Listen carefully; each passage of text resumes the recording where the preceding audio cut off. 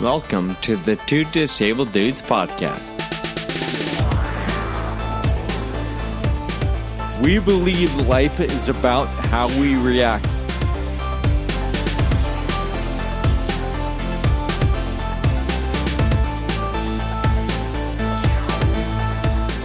Hey, welcome back to the Two Disabled Dudes podcast. My name is Sean, and I'm glad you're listening today. Thanks for hanging out with us on another episode brought to you in part by Reata Pharmaceuticals.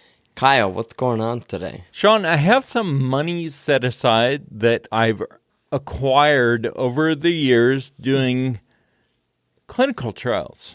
Oh. So, on each clinical trial visit, oftentimes you get like a stipend. Like, Sure. It's not very much, right? Like $75 or whatever. Sure. And then, I submit my mileage or Uber receipts and stuff like that. And they all go on this card that I get. And so over the I don't ever spend that just because I'm like, oh, sweet. There's a little bit of money. So there's like, And it feels like 400 free money, right? Totally. Even though okay. big time. So there's like $400 on this because I haven't spent it for like several years, right? Okay. So there's these sunglasses that I really want. And they cost $200. And I would never spend $200. I mean, I don't think that's out of the question, but I personally would never spend $200 on a pair of glasses. Okay. But I'm like, I have this free money, as you say. Sure. And so all right. So it's time to buy those glasses. So I ordered them at the beginning of September, and they were due in like a week. Well, they didn't show up. And they didn't show up. I get this letter in the mail from the East Town Police Department. Oh, no. And they found a bunch of packages. And the tracking number matched up, so I knew exactly what it was. So, all right, that's why it went missing. So Amazon said, okay, if your package doesn't arrive by Sunday, we'll give you your money back. So I got my money back because I knew it wasn't going to arrive, right? Sure. I knew where it was. Right. So I got my money back. Then I called the detective because his name and like badge number was on this letter I got. Sure.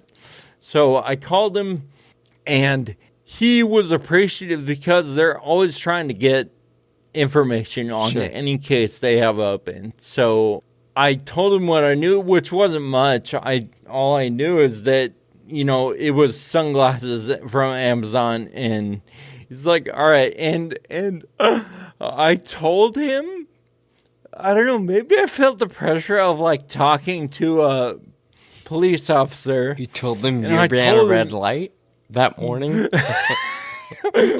No, but I told him I got my refund already from Amazon. Sure.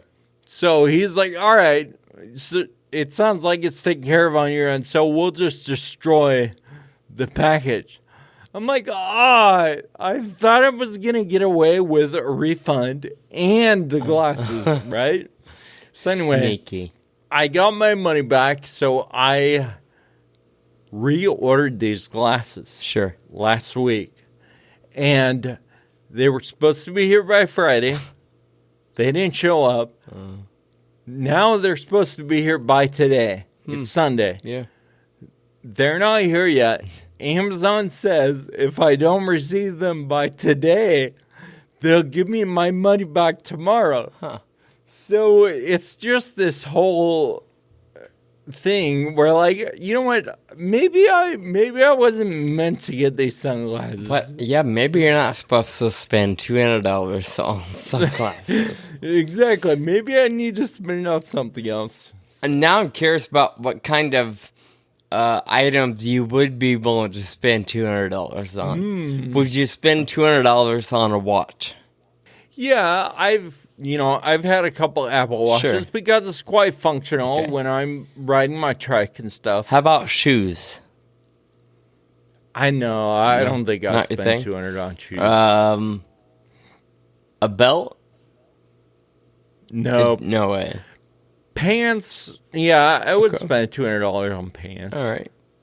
How about a shirt? Kind of the price sometimes. No, not a shirt. So I do love these shirts from Stio, and they're $115. Oof. But if you wait till the end of the season, half off. I got 2 for $115. Okay. So, I'm gonna wait till the end of the winter and order a couple of long sleeve ones. All right. So, yeah. Sounds good. Well, fingers crossed you get your sunglasses. Yeah. And I'll be sure to text you a photo right away because they're super cool. I think it's important we update our listeners at the same time. Yep, I think you're right. The following message is brought to you by Reata Pharmaceuticals. Hey, Kyle, you would say that there's no time like the present, right? Yeah, of course. And? Well, now is the time. Be in the now. The moment is now. Yeah, I would say focusing on the now is pretty important. But what are you getting at? Well, I'm glad you asked. I just want to let our community know that Skyclarys omavaloxolone 50 milligram capsules is now available. Of course. The first and only FDA-approved prescription medicine for Friedreich ataxia in patients 16 years and older is now available. So if you or a loved one has FA, be sure to talk to your doctor to see if Skyclarys is right for you. Now, dude. The time is now. And to stay updated on all things Skyclarys, visit Skyclarys.com. Before taking Skyclarys, tell your healthcare provider about your medical conditions and medicines you take. Skyclarys may cause serious side effects, including an increase in liver enzymes in your blood, increase in a blood protein which tells how well your heart is working, and changes in cholesterol levels. Your doctor will test these levels before and during treatment with Skyclarys. The most common side effects of Skyclarys include increased liver enzymes, headache, nausea, stomach pain, tiredness, diarrhea, and muscle pain. Call your doctor if you have any side effects. For additional information about Skyclarys, please see the full prescribing information and patient product information at www.skyclarys.com. This ad was brought to you by Reata Pharmaceuticals.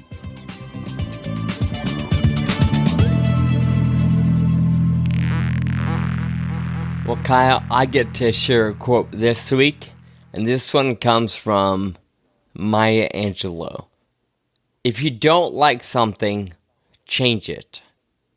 If you can't change it, change your attitude. Man, that's good. Yeah, I think that's really powerful. Like, I read it a little second ago, right? And I was just like, whoa, there it is, yeah. There's going to be things that you can change every now and then, but a lot of stuff in life you can't. And the challenge is to adjust your outlook or your attitude. I feel like we have examples of that we can put to in our own lives where that has worked. Absolutely. And then using that concept in other areas that are more difficult, I think, that concept can be used in a lot of different places. Yep. So let it sink in. If you don't like something, change it. If you can't change it, change your attitude. And that is our quote of the week.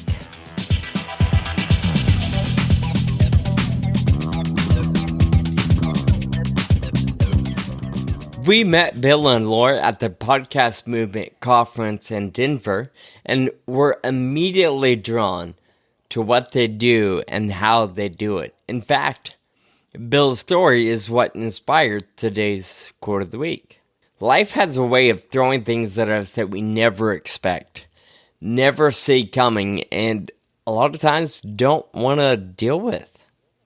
Changing our attitude or being mindful of how we respond is an ever-present necessity We were inspired by the way Bill and Laura have adjusted their attitudes and worked to help others navigate hardships in their own lives. So, we invited them to come on the show. We hope you find some encouragement in this conversation.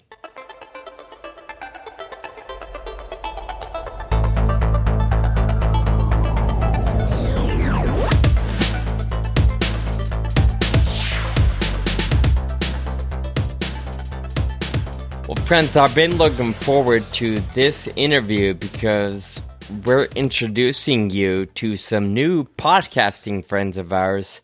Laura and Bill are folks that we met while in Denver at the Podcast Movement conference that Kyle and I went to a while back, and we're excited to have them on. Bill was actually both of them were speaking in one of the tracks that I sat in, and I just loved the energy and some of the stuff they're helping listeners navigate. So Bill Nowicki and Laura Graham, welcome to the Two Disabled Dudes podcast. Thanks. Thank you. We are so glad you're here. Been looking forward to the conversation.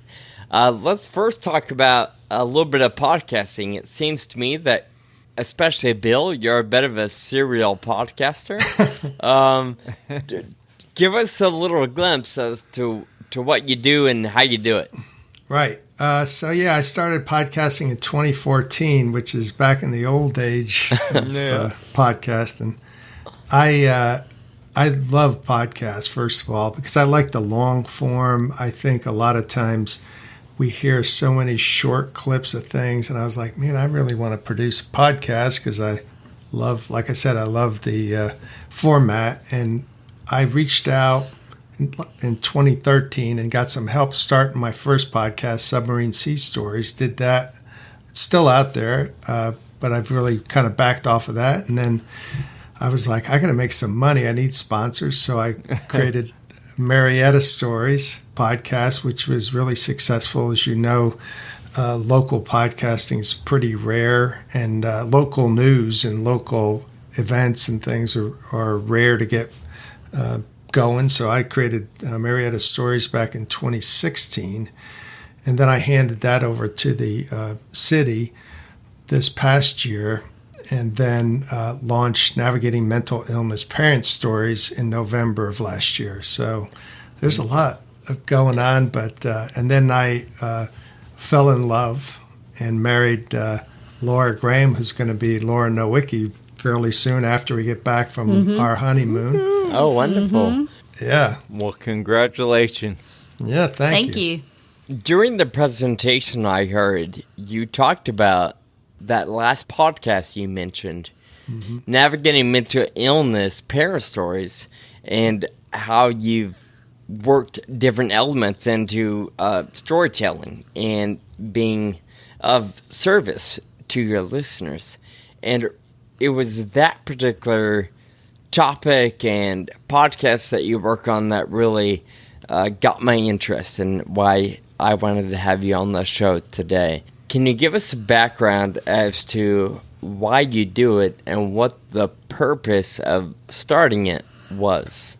Yeah, great. So I have two sons. My younger son struggled growing up, and back when he turned 22, which was 8 years ago, he had a psychotic break. So he took off in his car, didn't know where he was for, I think, about 24 hours. We freaked out. I was with my ex at the time.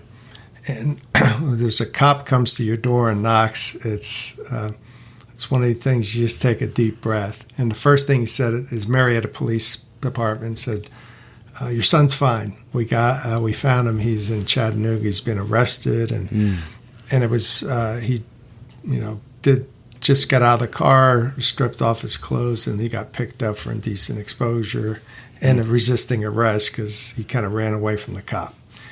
So, of course, this throws you into a washing machine agitator of emotions and what am I going to do to solve this? How do I get him back on track?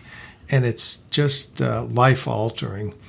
And when I look back, it's been 8 years, like I said. When I look back, I was like, man, I wish I knew some people that knew how to deal with this, because I was just so far removed. I didn't know anything about the legal system, never posted a bond. I mean, the health system, trying to get them to a psychiatric hospital. I mean, it was tough. Turns out there's only 2 psychiatric hospitals in all the state of Tennessee.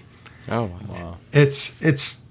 I mean, you go down this rabbit hole, as you might imagine. So fast forward to last year, early in the year, my therapist asked me, are you doing any podcasts? Well, I said, I'm going to turn one over. She goes, have you thought about, doing the mental illness parent stories? And I said, yeah, but at that point, when I thought about it, it was too close. It was too emotional for me. Sure.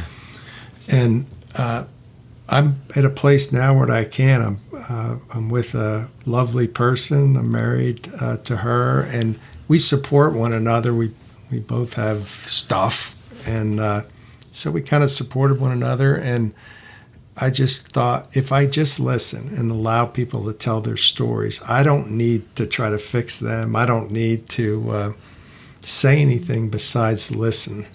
And it's been a great journey so far. I'm on my own journey besides the folks on the podcast. Sure. And I did listen to an episode last night, and of course your trailer. So Laura, I caught some of your story, but even just hearing another parent talking about their adult child and all the different things that they've had to manage was eye-opening for me. There's not necessarily a close connection for me when it comes to mental illness or family dynamics, but so many principles of what people deal with and navigate and go through apply to even a rare disease or other diagnoses. So right. I just found a lot of value, and there was something powerful. Like you said, I wish I knew other people dealing with this. That's part of the reason why Kyle and I started this show. In rare disease and mental health, in I'm sure 1,000 other genres of life, you feel alone. When you're up against it, you think you're the only one, and that can be isolating, devastating, and really detrimental to the progress or the ability to move forward. Oh, yeah, absolutely. Yeah, I feel like there's that emotional barrier, right, that comes from feeling so alone, but then also there's the practical stuff, like you said, navigating the health system, getting somebody out of jail that you love, and all that stuff. It's very practical things that if you knew someone that has gone through that before, you could ask them how they navigated it and maybe get some insight. Absolutely. Laura, can you give us a little background on you? Because I think it's funny. Bill said, I don't need to fix anybody. And I'm pretty sure you use those exact words in the trailer for your podcast. So tell us a little bit about you. Okay. Well, thank you so much. I've been a listener my whole life. I've been the person that people go to, that they tell their problems to. My parents, my mother did that when I was young. And so I listened to people, and I always thought that I had to fix them. And I spent a lot of energy trying to fix other people. And I went through a difficult marriage where my spouse had some major problems that I could not fix. And it, to me, ended up being a blessing, because had it been smaller problems that I could fix, then I would have continued along my way. But it was something that I just couldn't. And so that forced me to surrender the illusion of control. And, just to accept people where they are, as they are, and listen to their story and just sit with them and not try to fix it. So that's been my journey, and that's something that Bill and I focus on in our lives and with our families and with our friends is, just being with and alongside people and not trying to steer them in the way that we think they ought to go. That's so hard, I think, because that's our first impulse, is to try to fit everybody. I think it's just human nature or something. Yeah. And I think sitting quiet and listening and being comfortable in that space, I think that's a real skill or a learned behavior, because it's not impulsive at all. No. Yeah. And you could see why I married Laura. Absolutely. Yeah. But, I'm 62 years old, and having, when I look back at my life and especially trying to deal with my son early on, I realized I wasn't listening to him. I had little empathy for him because I was so worried about what if he won't have a career, he won't have a family. And I suspect that's very similar to your chronic illness, right? Your life is turned upside down, and you're given a whole new set of cards to play. And it's like, I don't want to play these cards. And you go through the stages of grief and all that good stuff. And I look at the world so much differently. And I had a recent conversation with my son. It's probably a couple of years ago. I said, I could give you money, but I know myself, and if I started giving you money, I'd expect you to act in a certain way. And if you don't, then I build resentment. And I don't want to have a resentful relationship with you. And to me, being able to say those words, and that really came from my some of the work I've done and just the way I really feel now, which is, like Laura said, I can be with you. I can empathize now, but if you throw money in the mix and, it gets emotionally out of control for me. So being able to listen and be present for people is so much more important. Can you expand a little bit on the point of storytelling? Because I noticed all three of your podcasts were story format. So I imagine you gotta believe in the power of just sharing what's going on. Do you have any idea why or where that came from for you? Absolutely. Well, I think when I was a child, I would always tell stories and make people laugh. My house was pretty chaotic, so being funny was a real gift. But when I went on a submarine, you don't create new memories. You don't meet any new people. You don't see the sun. I was underwater for 74 days, one stretch, and it was really shook me. But what you learn to do is just tell stories, create stories, and it was a very powerful thing on a submarine to kind of get out of the mold of, boy, this is not fun.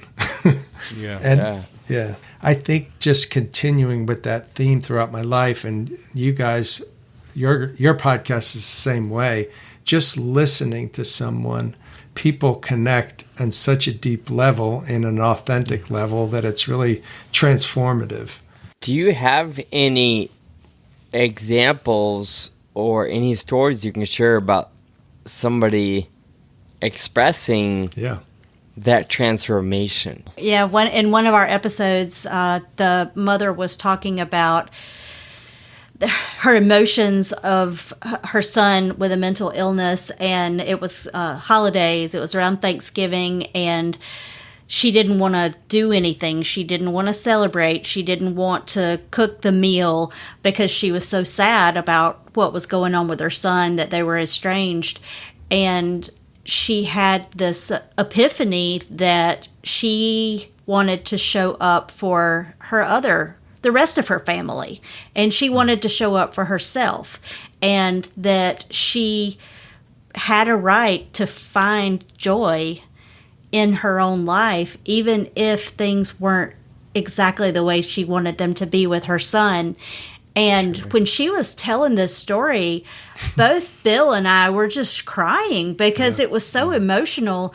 The transformation from I can't be happy if he's not happy to I can be happy. I can find joy even when things aren't the way I want them. And I think that in itself will allow others to choose joy and choose themselves and just looking out for themselves during a very difficult period. And, I'm happy to say I have joy in my life. And I still, like when something doesn't happen the way I would hope it would for my son, I have maybe an hour or two of just panic. And then I kind of take some deep breaths, go on a walk, and it's like, this will work out. I know it's going to work out. And it's funny. I wouldn't want to give anyone a mental illness, but it really forced me, kind of like what Laura described when her spouse was that way, but it forces you to work on your stuff. There was no way around it. I wasn't fixing him. I couldn't do much for his life. And then when I looked at it, what can I do? Well, I can be there with him. And I'll tell this one story. He likes to go to Florida, so we went to Florida last year. We were driving to Starbucks to get something to eat. And I said, is it okay if I talk to you about what it was like for me when you were sick?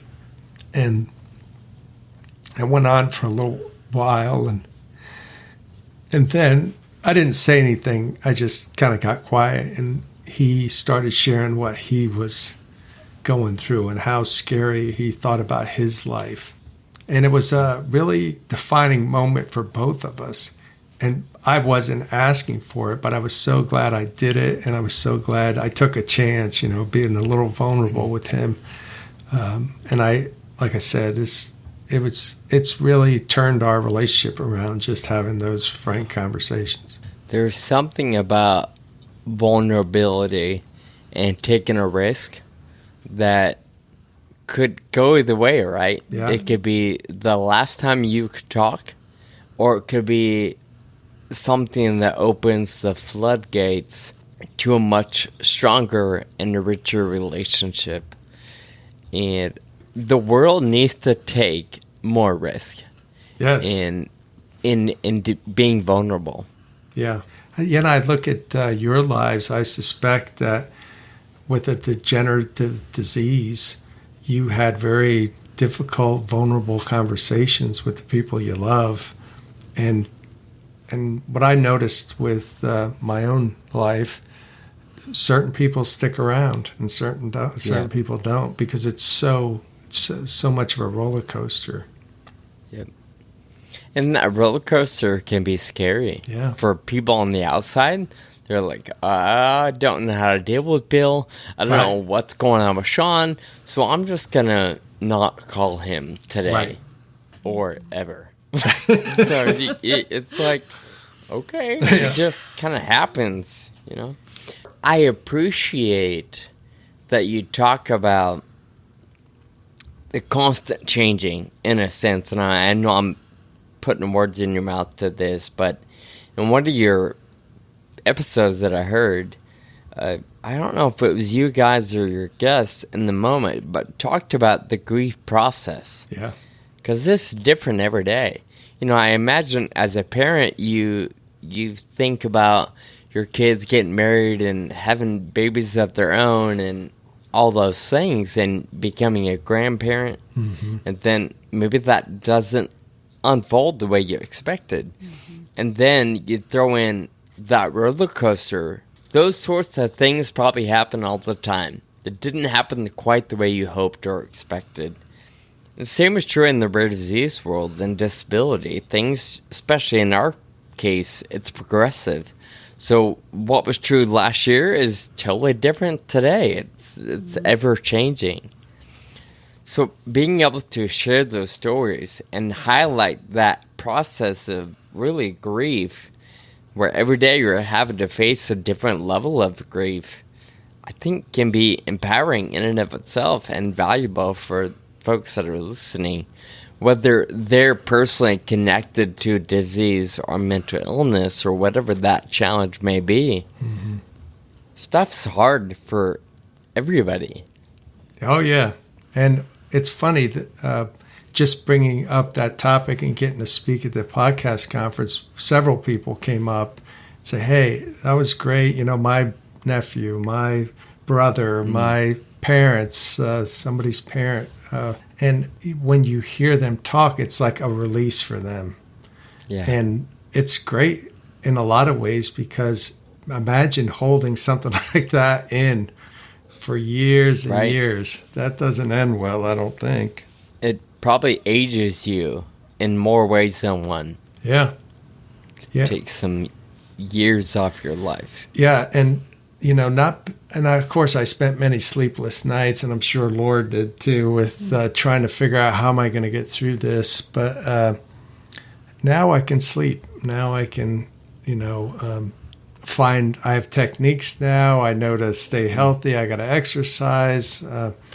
Things like that weren't at the forefront when things were going smoothly. Sure. You talked about the episode with your son 8 years ago, kind of, you know, introduced this roller coaster, and then a couple of years ago, that Starbucks encounter. Can you share with our listeners where things are at today, how that relationship is, and how things are looking for the family? It's great. I mean, it's terrific. It's a really close-knit relationship. The challenge I still have is I'm still looking for signs that things aren't going well. Up until probably 3 or 4 months ago, I had to admit to him that it was tough for me to be around him. And that's a hard thing to say, but I said, it's me, it's not you. And it's like any relationship, it goes up and down, but right now we're really close and we can have those tough conversations if we need to. And I feel very comfortable speaking to him, which is kind of strange, thinking about how we both had to forge through some really tough stuff to get to the other side of that. But I'm very happy to report we're very close. We watched a football game yesterday. And he even helped us move some furniture, which is a test to anybody's relationship. Yeah, right. We did it. You want to see who your real friends are. Move this bed. Yeah. Laura, what about you in that relationship? I assume you're fairly new to the picture over the last couple of years. I am. And how's the adjustment? You know, the adjustment has been, I think it's been good. I have 2 daughters of my own that are 18 and 22. And they've had some challenges, not the same challenges, but different challenges. And a lot of the same principles apply as I'm parenting them through the difficulties of life and the disappointments and the, you know, just all of it. You know, so I feel like the difficulties that I've had made me a better parent, and they made me a better person. And I'm better able to have a relationship with Bill's son because of the things that I've been through, because I can look at him and see, you know, the beautiful person there and not, you know, the illness. I see the person. Yeah. I think that's a big challenge for all of us. I mean, with rare disease or mental illness or whatever else, is to see beyond the outer layer to the person underneath. I have to admit, I struggle with that a lot. But when you do hit it, when you do see that beyond to the actual person, it's like, oh my gosh, like this is what it's all about right here. So I like that you mentioned that, because it applies to every situation in life. Mm-hmm. Absolutely. What do you hope to accomplish or achieve with producing parent stories? Yeah, that's a good question. I just think it's the first ever podcast for parents. I've had therapists on, and I've done some expert stuff. So I want to be a resource for other parents. So it's a resource to get therapists to talk about different things, setting boundaries, which is very difficult, those type of things. And the second thing is it's a cathartic way to help people. So I don't think we normally look at it this way, but when you interview someone, allow them to tell their whole story and you listen, it's a powerful relationship builder, and it's a powerful way for them to feel like, okay, I can speak openly, and maybe they'll choose someone else in their life to speak with. So I just hope people get that out of it. But, and hopefully in the future we can do some speaking and let folks know, hey, one of the things they say in one of the organizations, NAMI, that supports folks like us, they'll say, no one brings you a casserole when your son is in the mental hospital. And it's absolutely true. And yet, if you had a problem with your liver, you had, diagnosed with cancer, people would, let me bring you dinner. But with mental illness, there's some shame, I don't want to discuss this, let's not talk about it. And, and some parents think it's their fault. And sure. Yeah. So just to get their stories out and allow them to spend an hour talking to me and get the word out about their story. And I know it'll help people. One of the things that we talked about when we first started was, who would be listening to this, and like to your point of what was the purpose. I remember thinking, even if nobody ever listened to it, it was good for the person who told their story. It was good for us. And there was an authentic connection there. And that's worth something. Absolutely. You're right that it's worth something. And I believe you could point to any counseling session. Mm-hmm. Really, all the counselor does is listen and just let you vomit all of the stuff that you've been holding in for months or years or worse.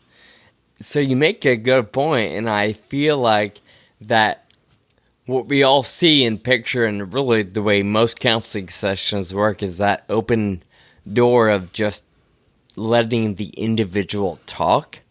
There's got to be some, healing, if you will, or at least a launch pad into forward movement in their own life.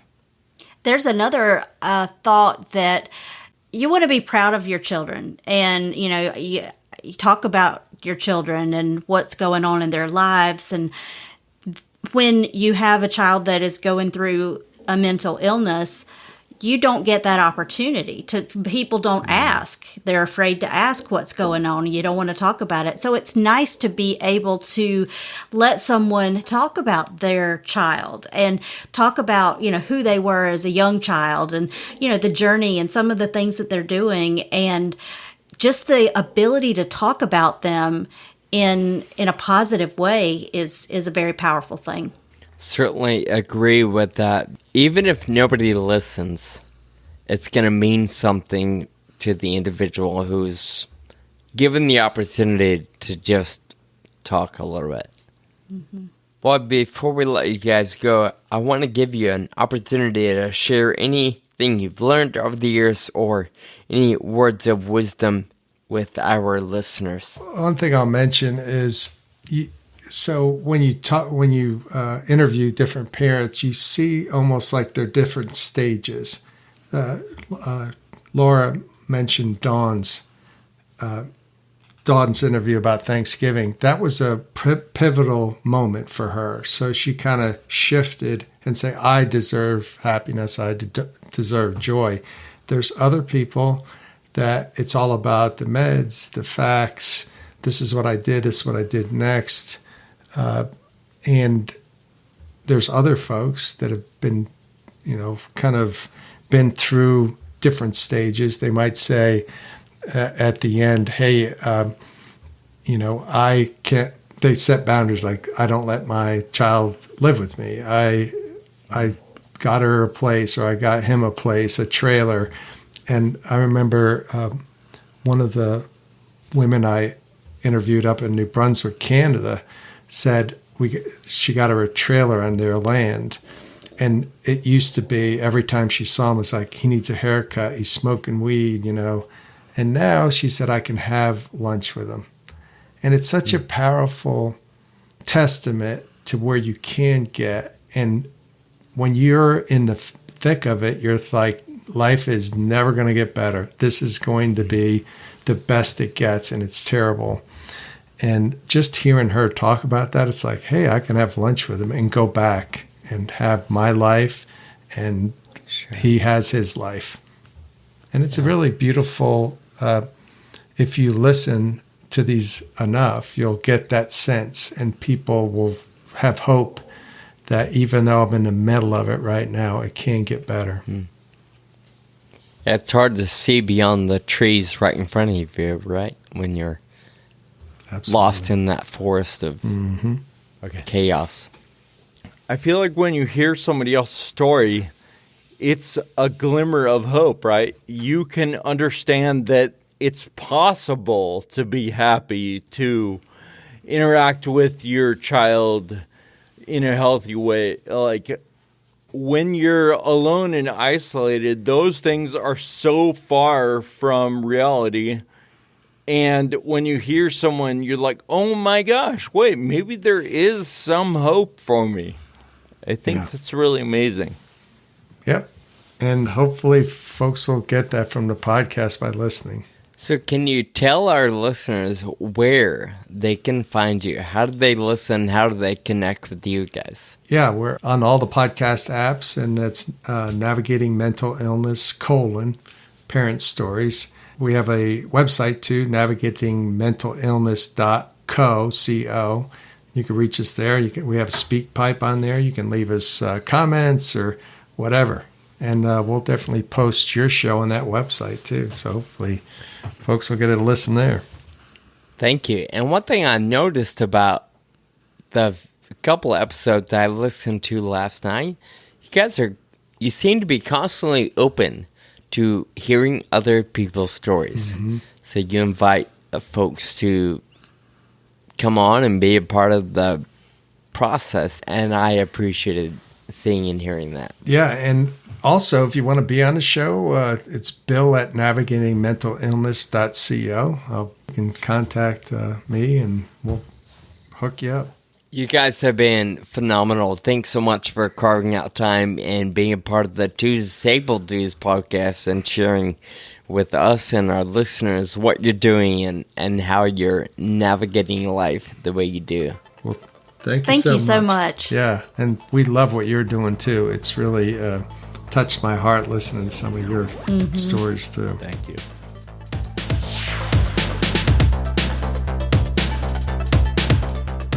Sean, I love the tagline of Bill and Laura's podcast. The tagline is navigating the complex world of mental illness through listening. How powerful is listening?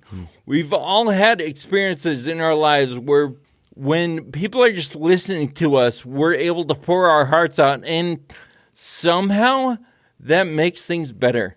I listened to a couple of Bill and Laura's podcast episodes, and I was just struck. You know, the host didn't say much at all. Yep. It was just getting the person to talk about their experience, and that can be so powerful.